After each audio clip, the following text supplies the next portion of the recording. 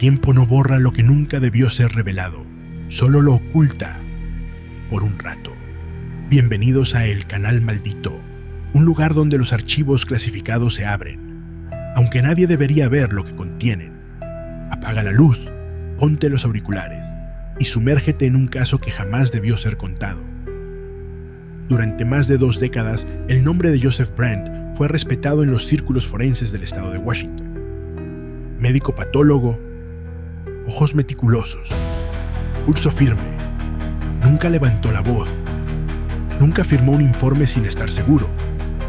En enero de 1997, recibió un cuerpo sin identificación, encontrado en los límites de un viejo invernadero abandonado, en el condado de Clickitat, sin marcas externas, sin signos de violencia, pero con algo que no encajaba. Brand realizó la autopsia como lo había hecho cientos de veces antes, pero esa fue la última. El caso fue cerrado, el informe archivado, y el laboratorio donde trabajaba fue demolido años después por problemas estructurales. Nadie volvió a hablar del cuerpo, ni del informe, ni del propio Brand, que dejó su puesto al día siguiente y no volvió a ejercer hasta ahora. El documento llegó en un sobre sin remitente, papel envejecido, líneas descoloridas y una etiqueta roja en la esquina superior. Caso 308-F. Clasificado. Solo lectura. Durante semanas dudé si compartir esto con el mundo. La historia es demasiado precisa, demasiado clínica y al mismo tiempo imposible. Pero en cada página, en cada término médico, hay algo que no encaja con la realidad conocida, algo que desafía a toda lógica. Según Brandt, el cuerpo parecía humano, pero no completamente. Las proporciones eran correctas, los órganos también, pero había marcas internas que no correspondían con ningún patrón conocido. No estaba descompuesto, tampoco fresco. Era como si el tiempo lo hubiera tocado y luego se hubiera detenido. Brand escribió su análisis en un tono profesional, sin adornos, sin exageraciones, pero entre líneas hay miedo. El tipo de miedo que no nace del horror, sino de la comprensión. Comprender que algo está mal, muy mal.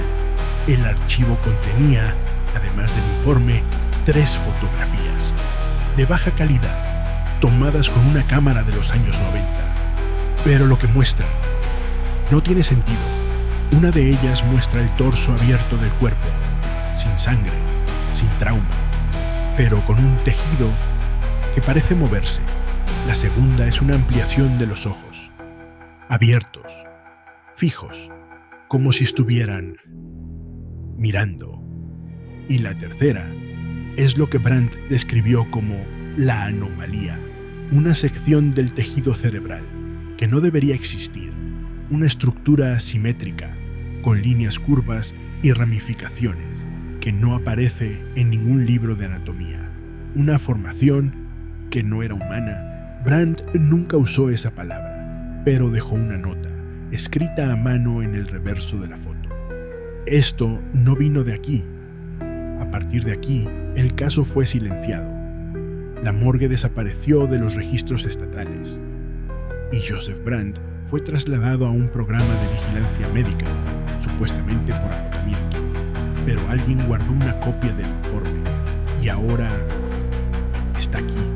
Este es el inicio del expediente 308-F, un informe forense que fue clasificado hasta hoy.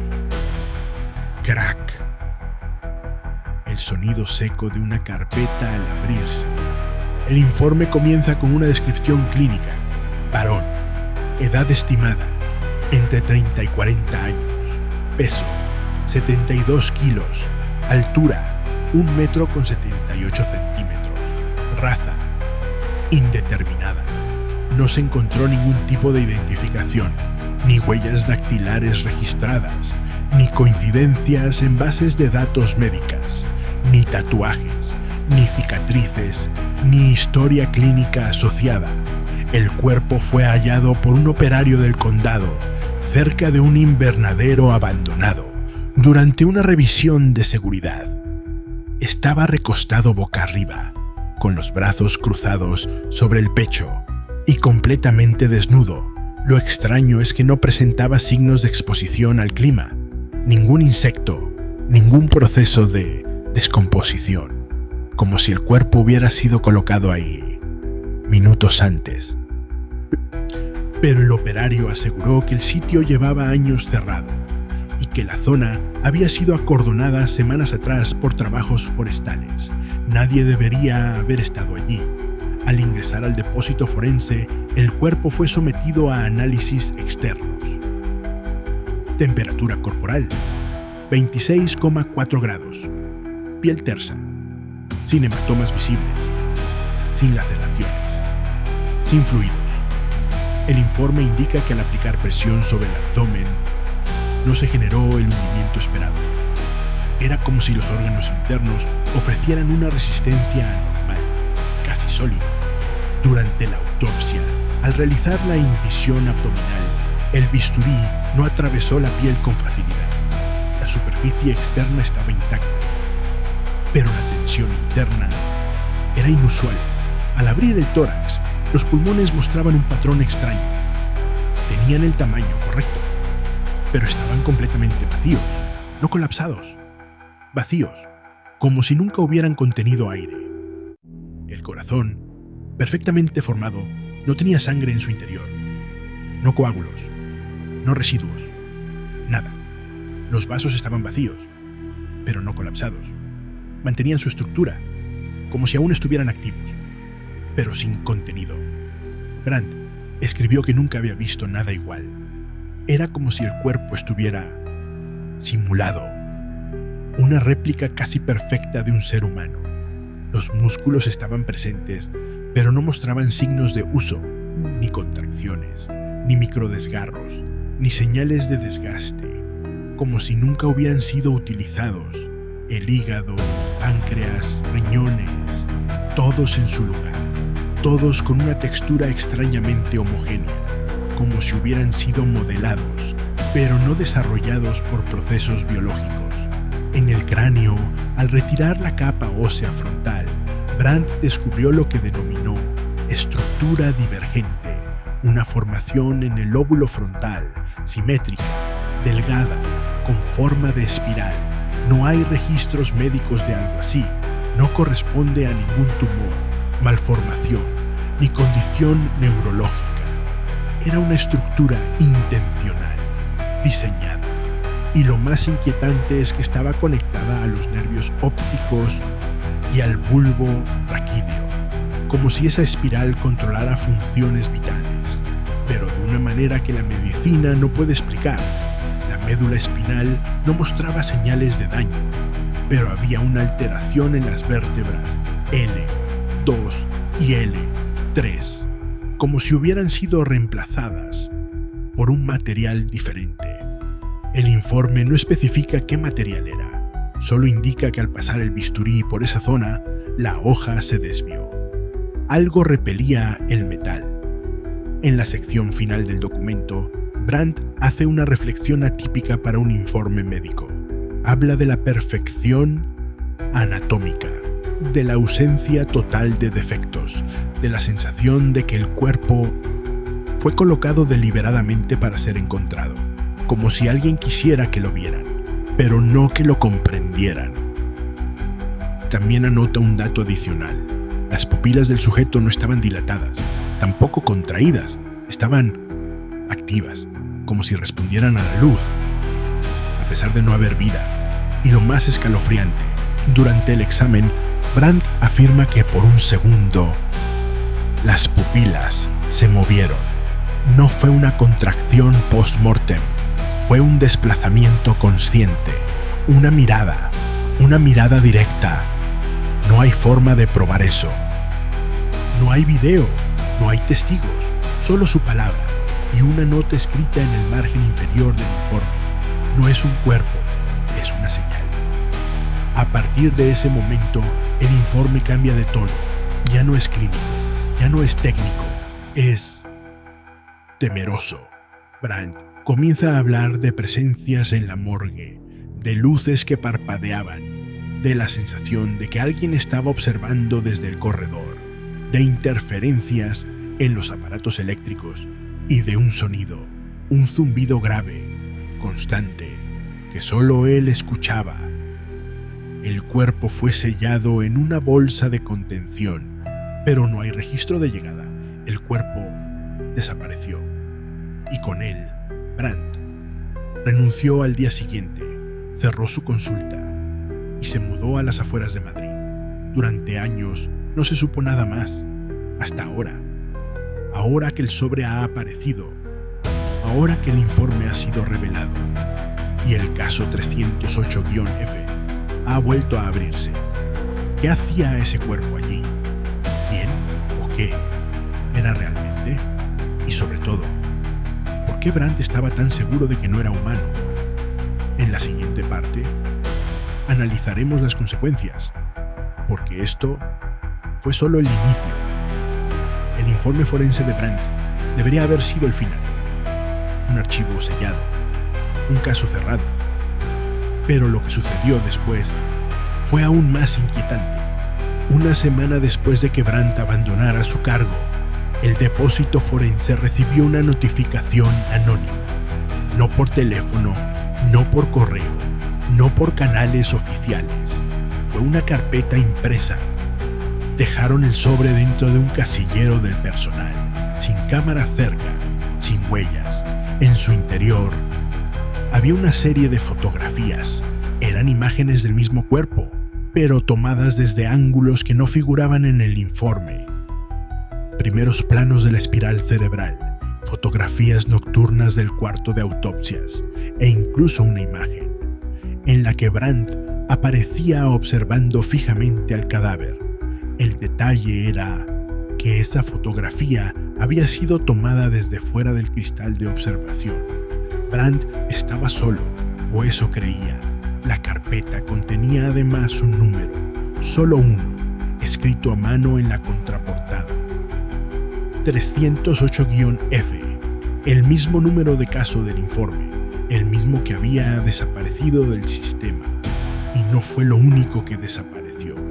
Durante los siguientes 3 meses, 5 informes de autopsias relacionados con cuerpos no identificados fueron eliminados del sistema forense, todos en diferentes estados, todos bajo circunstancias anómalas, y todos firmados por médicos que poco tiempo después renunciaron.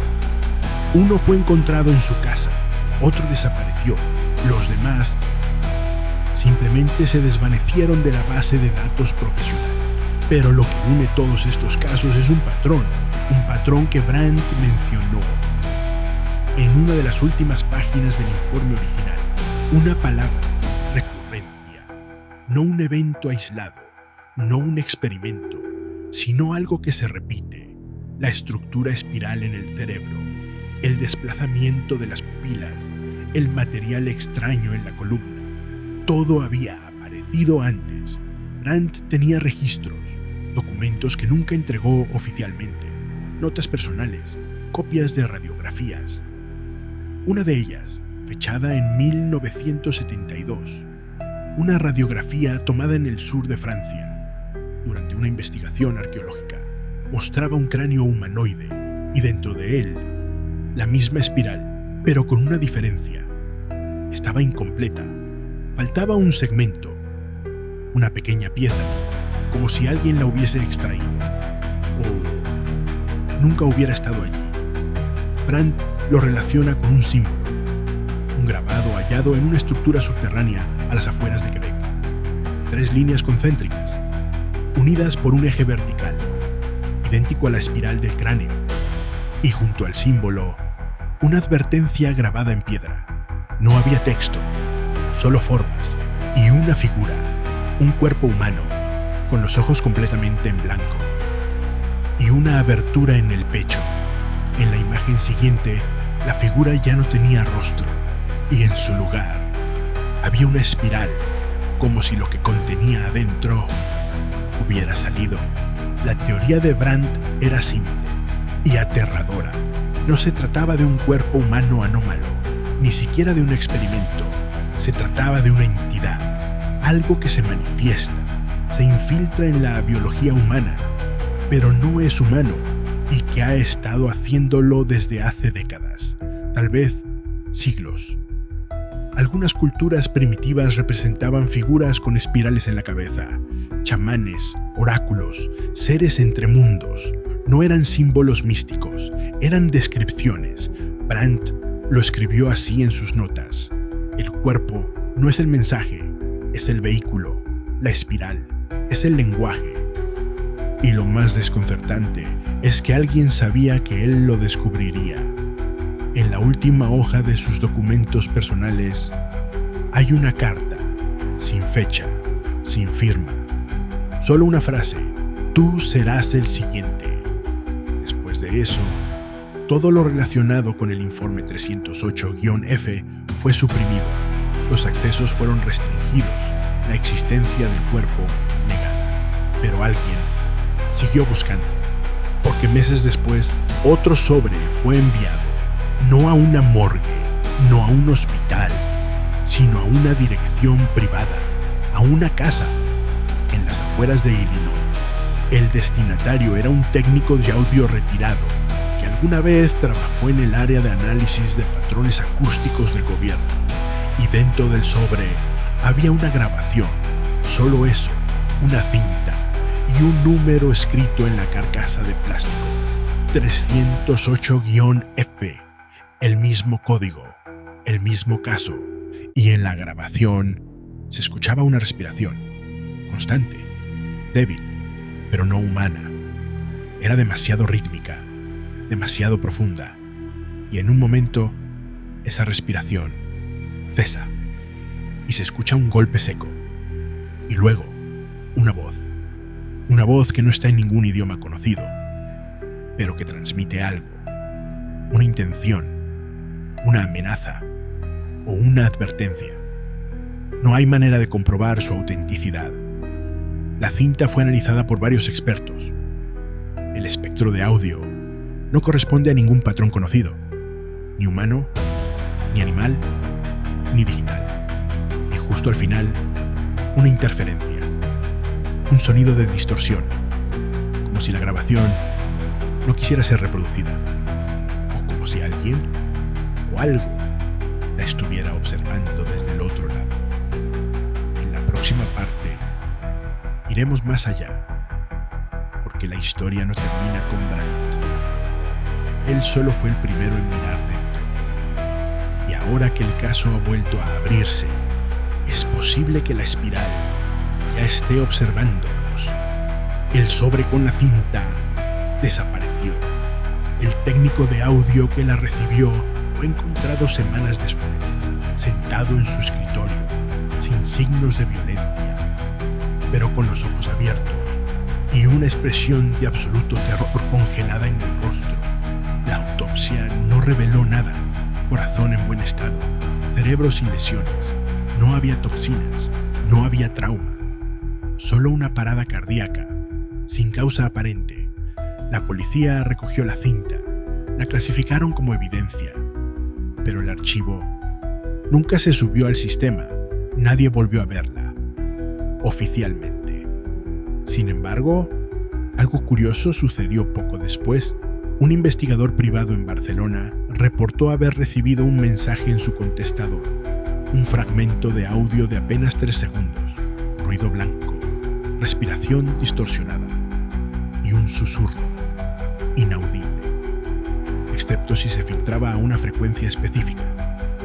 Al hacerlo, descubrió un patrón en la onda, una espiral, exactamente igual a la estructura que Brandt había documentado. La conexión era innegable.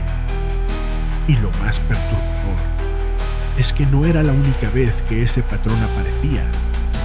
Durante las últimas 2 décadas, el mismo diseño ha sido detectado en grabaciones de campo, en exploraciones subterráneas, en registros de radiofrecuencia provenientes de lugares remotos.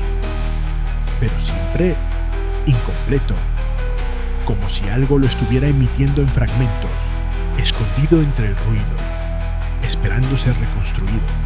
La espiral no es solo un símbolo, es un lenguaje, un sistema, una forma de comunicación que no está hecha para nosotros, pero que puede manipular nuestras mentes.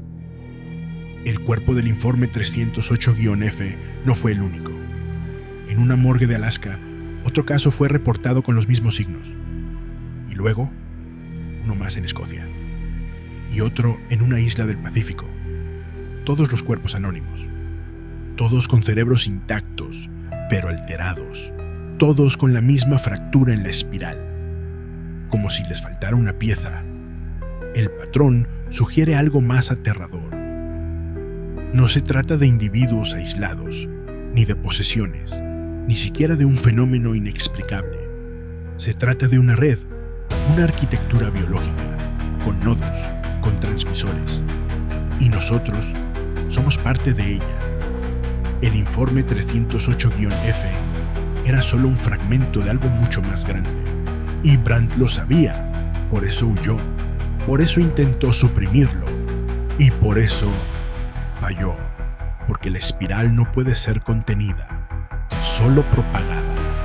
Y hay indicios de que otros gobiernos están al tanto, registros borrados, proyectos secretos relacionados con frecuencias cerebrales, pruebas de estimulación neuronal, que nunca fueron aprobadas oficialmente.